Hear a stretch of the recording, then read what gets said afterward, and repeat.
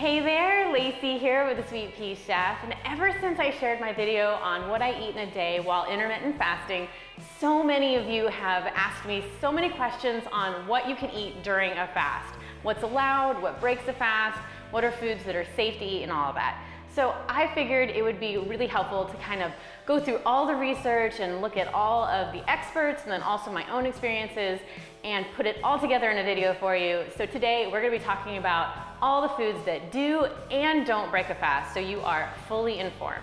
So let's get started.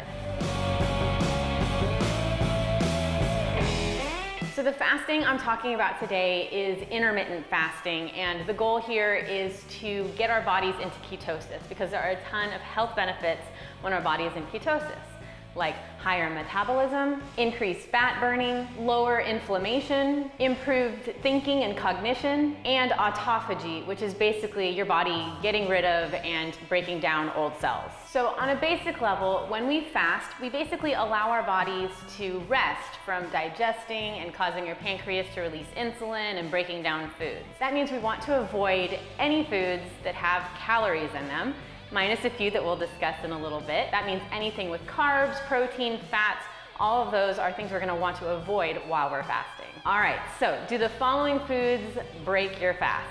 Let's do this.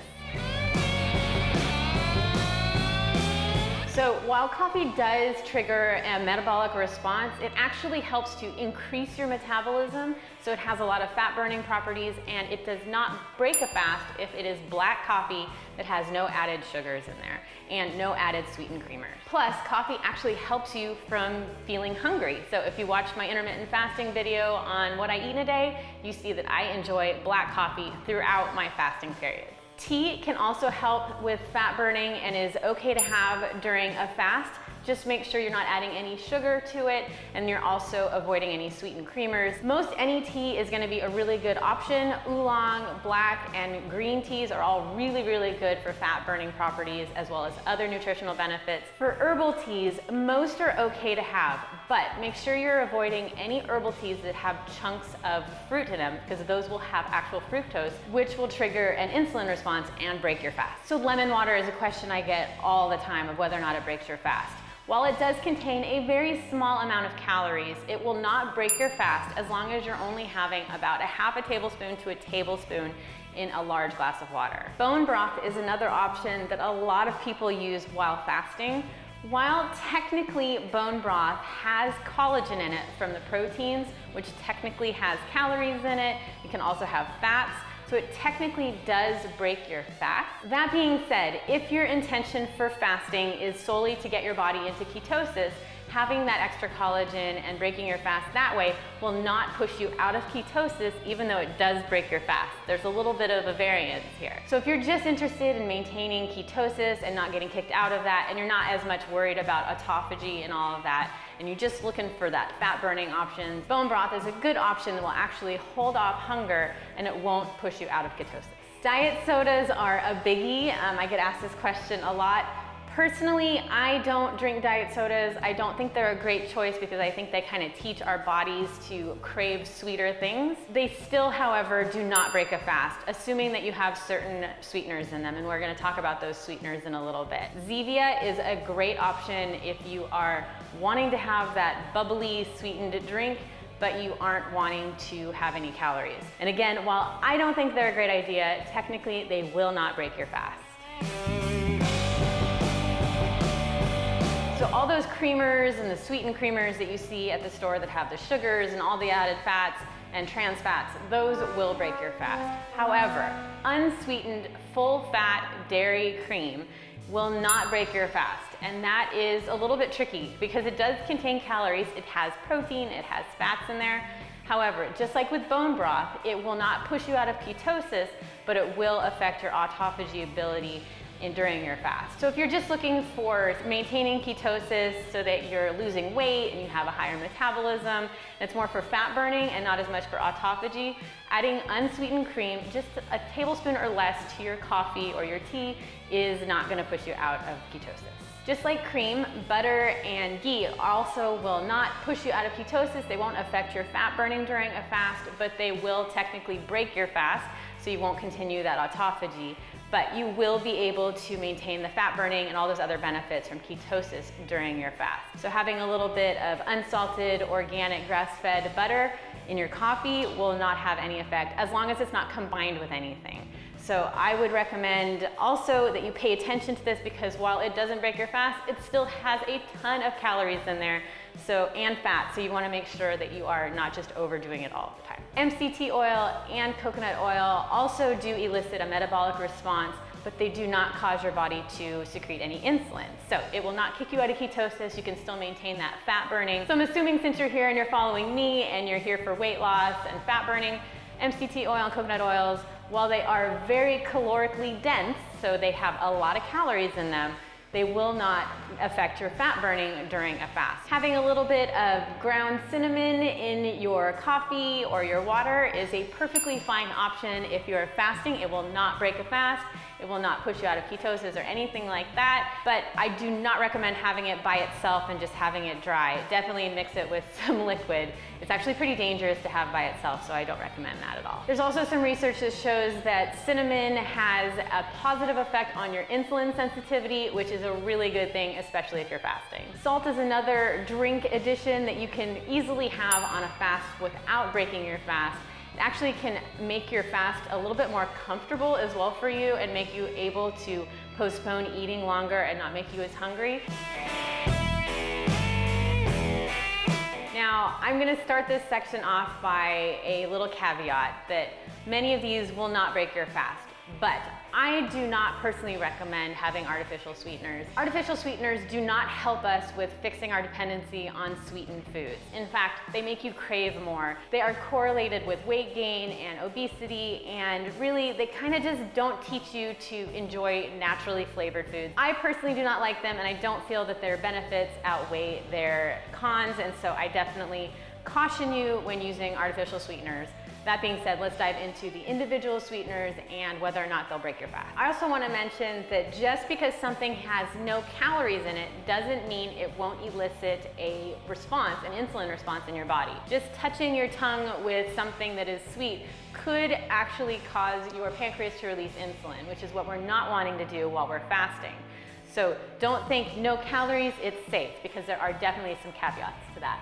Stevia contains 0 calories and causes no metabolic response, no insulin response in your body, but you'll often find stevia in foods that are also containing calories from other ingredients. So you want to make sure, just because it contains stevia does not mean it's calorie-free. Stevia does come originally from a plant, so it is plant-based, but usually it becomes very, very processed, and so what I recommend is that you look for pure leaf stevia that is in liquid form, that is the most pure that you can find, and that is going to have the least amount of additives cut into it. Monk fruit is very similar to stevia in that it will not break your fast, it will not elicit any metabolic response, and it is perfectly safe while fasting. So it is another better for you option than some other ones we're about to discuss. Sucralose is the main artificial sweetener commonly found in what we know as Splenda. While sucralose does not technically elicit any metabolic response, it doesn't break your fast by causing an insulin release, it has been shown to impair your sensitivity to insulin, which can lead to obesity and weight gain.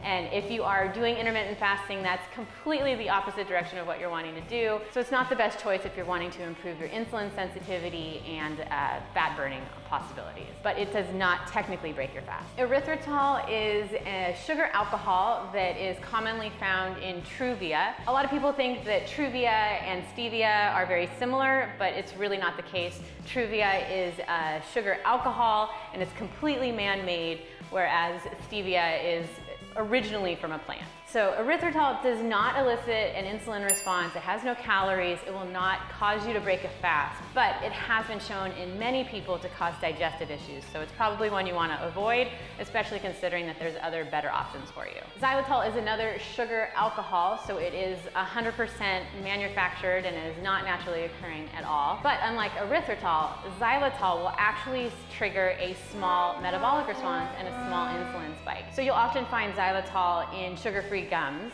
and so just pay attention to that, because If you chew enough of that gum, you will elicit a response in your insulin levels and you will break your fast. Aspartame, which is commonly known as sweet and low, while it has a super bad rap in the media because a lot of people have assumed that it is linked with cancer in mice, there's actually been some studies showing that that's not the case.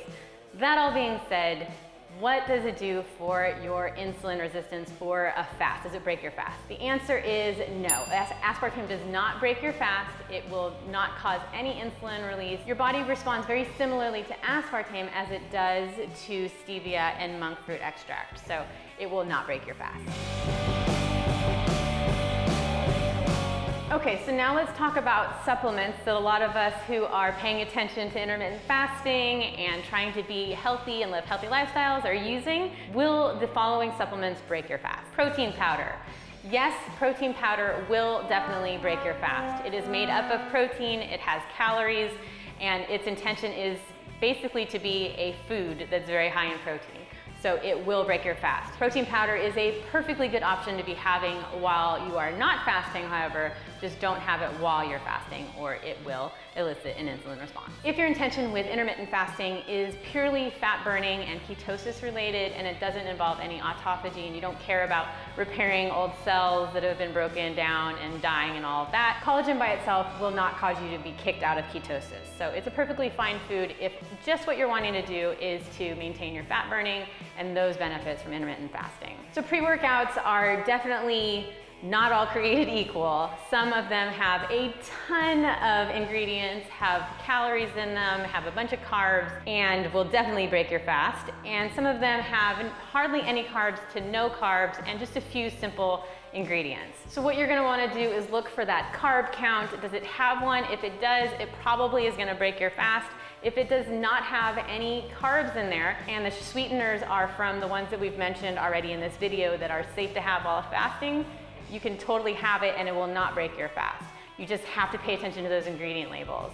And in general, if it has a ton of ingredients in there, then you probably want to be avoiding it anyway and choose a much simpler option. Branched chain amino acids, also known as BCAAs, are commonly used by people who are weightlifters, who are trying to increase their strength training abilities and muscle growth.